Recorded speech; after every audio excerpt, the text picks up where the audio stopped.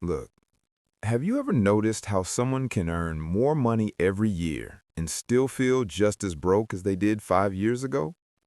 Not poor, not struggling, just stuck.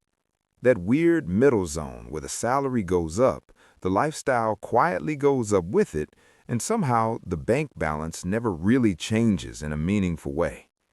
My name is Daniel, and I spend way too much time thinking about money patterns, especially the ones people don't realize they're trapped in. Because here's the thing, the salary trap is not about how much you earn. It's about how the system is designed to make earning feel like progress while quietly preventing wealth.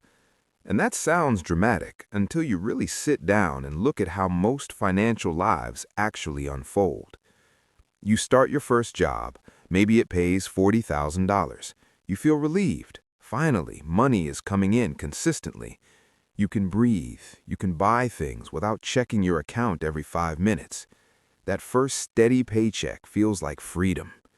Then a year later, you get a raise, maybe $45,000, then $50,000, then $60,000. From the outside, that looks like growth, but inside your life, the rent gets upgraded, the car payment appears, the subscriptions multiply, the small comforts slowly become necessities, and suddenly that higher salary doesn't feel higher anymore. It just feels normal. This is where it gets interesting, because the system never tells you to stay broke, it tells you to upgrade responsibly. And that's the trap. Not reckless spending, not stupidity, not laziness, just quiet, socially accepted upgrades that follow every salary increase like a shadow. Now, think about this. If someone earning $40,000 saves $5,000 a year, they're considered disciplined. But when that same person earns $80,000 and still saves $5,000 a year, no one questions it. Society claps for the income, not the outcome. And psychologically, that changes everything. Because your brain does not measure wealth in absolute numbers. It measures comfort relative to your environment. When your salary rises, your environment rises. Your friends spend more. Your expectations rise. Your definition of normal shifts upward without asking for permission. So even though you're earning more, your financial pressure stays strangely the same. Look, this is not an accident. Employers pay you just enough to stay, not enough to escape. Think about it calmly. If you are severely underpaid, you leave. If you're massively overpaid, you gain leverage and freedom. But if you're paid slightly better every year, just enough to feel progress, you remain dependent on the next raise. That creates stability for the system, not for you. Here's the psychology most people never notice. A salary creates emotional safety, not financial independence. And once your brain associates safety with a paycheck, it becomes very difficult to step outside that structure. You don't take risks, you don't question expenses deeply, you don't aggressively invest, you just maintain, because maintaining feels responsible. Now, let's slow this down with a simple example. Imagine two people. Person A earns $50,000 and saves $10,000 per year. Person B earns $100,000 and saves $8,000 per year. Who looks more successful? Most people will instantly say person B. Higher income, better job, better lifestyle. But mathematically, person A is building wealth faster. Now, think about this over 10 years. Person A saves $100,000. Person B saves $80,000. And yet, person B probably lives in a nicer apartment, drives a better car, and looks more financially successful on the surface. That illusion is the salary trap in action, because the system rewards visible consumption more than invisible discipline, and your brain gets addicted to visible upgrades. Here's where it gets slightly frustrating. Every raise feels like a breakthrough, but most raises are already mentally spent before they even arrive. You get a $500 monthly increase. Your brain says, I deserve a better place. I can finally upgrade my car. I should enjoy my progress. which sounds reasonable, which feels earned, which is socially encouraged. But now that extra $500 disappears into fixed expenses.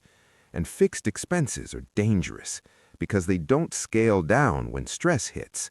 They stay quietly, permanently. This is why high earners often feel more trapped than low earners, not because they earn less, but because their lifestyle requires more maintenance. Now, think about the system structure. You're paid monthly, bills are monthly, rent is monthly, subscriptions are monthly, car payments are monthly. Everything is synchronized to your paycheck cycle, which means your entire life rhythm becomes dependent on consistent income. And dependency is the opposite of wealth. Wealth is when your life does not collapse if income pauses. But the salary system trains you to survive between paychecks, not beyond them, even at six figures. Look, I've seen people earning $120,000 living with the same financial anxiety as someone earning $50,000. Different numbers, same pressure. Because expenses expanded to match income. That's not a coincidence. That's human psychology. Your brain adapts faster than your income grows. And this is where it gets even deeper. The salary trap also affects how you value time. When you earn a fixed salary, your income is tied to your presence, not your leverage. You get paid for showing up, not for ownership. So even if your salary increases, your time requirement rarely decreases. Now, think about the long-term math. Let's say someone earns $70,000 and gets 5% raises every year. Sounds great, right? After 10 years, they're earning around $114,000. Impressive growth on paper. But if their expenses grow by just 4% per year due to lifestyle upgrades, inflation, and small improvements, their financial breathing room barely changes. They feel richer, but they are not significantly freer.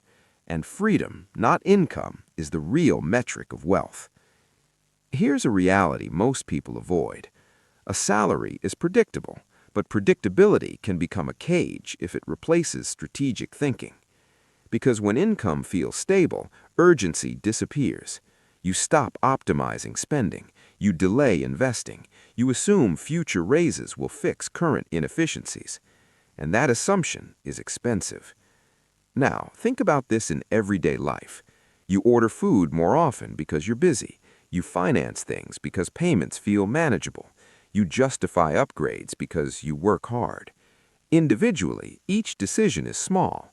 Collectively, they lock your lifestyle at a higher cost baseline. And once your baseline rises, going backwards feels like failure, even if it's financially smarter. That psychological resistance is one of the strongest parts of the salary trap. People would rather stay stressed at a higher lifestyle than feel uncomfortable downgrading, which is honestly a very human reaction, but also a very expensive one. Look, I'm not saying salaries are bad. They provide stability, structure, security. But the danger is believing that salary growth automatically leads to wealth growth, because it doesn't. Only the gap between income and expenses builds wealth, not the income itself. Now, here's the part most people don't want to hear. The system doesn't need you to be broke. It just needs you to stay dependent. Dependent on the next paycheck, dependent on the next promotion to feel progress. And when you think about it calmly, that dependency is reinforced everywhere. Career advice focuses on salary increases. Social media glorifies income milestones. Society celebrates job titles, not net worth. So naturally, people optimize for earnings instead of ownership. And ownership is what breaks the trap. Even small ownership, investments, assets, side income streams, anything that earns without your constant presence. Because once even a small portion of your income becomes independent from your time, your psychology shifts. You stop thinking like a salaried worker and start thinking like a strategist. Now think about a simple shift. Instead of upgrading your lifestyle with every raise, you freeze your core expenses for a few years. You earn $60,000 and live like you earn $50,000. Then you earn $80,000 and live like you earn $60,000. That gap becomes fuel. Fuel for investing. Fuel for assets. Fuel for optionality.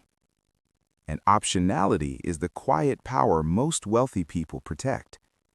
Not flashy purchases, not constant upgrades, just controlled lifestyle inflation. This doesn't sound exciting. It doesn't go viral. It doesn't look impressive on the outside. But financially, it changes everything. Because the moment your expenses stop chasing your income, the salary trap weakens. Slowly, quietly, strategically. And if you've made it this far, you probably already feel where this conversation is going, not in a dramatic quit-your-job way, but in a more realistic awareness shift about how money actually flows through your life. Here's the strong ending most people miss. The system doesn't keep people broke by paying them too little. It keeps them broke by training them to upgrade just enough to stay financially busy. Busy paying, busy maintaining, busy surviving between pay cycles. So the real escape is not a bigger salary alone. It's breaking the automatic link between earning more and spending more. Because once that link is broken, something very interesting happens. Raises stop disappearing. Savings accelerate, investments compound, and your financial stress starts disconnecting from your income level. And that is when you stop living paycheck to paycheck emotionally, even if the paycheck exists. Not by earning dramatically more overnight, but by finally seeing the trap for what it is, a system that rewards income growth while quietly punishing lifestyle awareness. And the moment you become aware of that pattern, you don't panic, you don't make extreme decisions, you just start making slightly smarter ones consistently. And over time, those quiet decisions do something a higher salary alone never could. They give you leverage. And leverage is the one thing the salary trap was never designed to give you.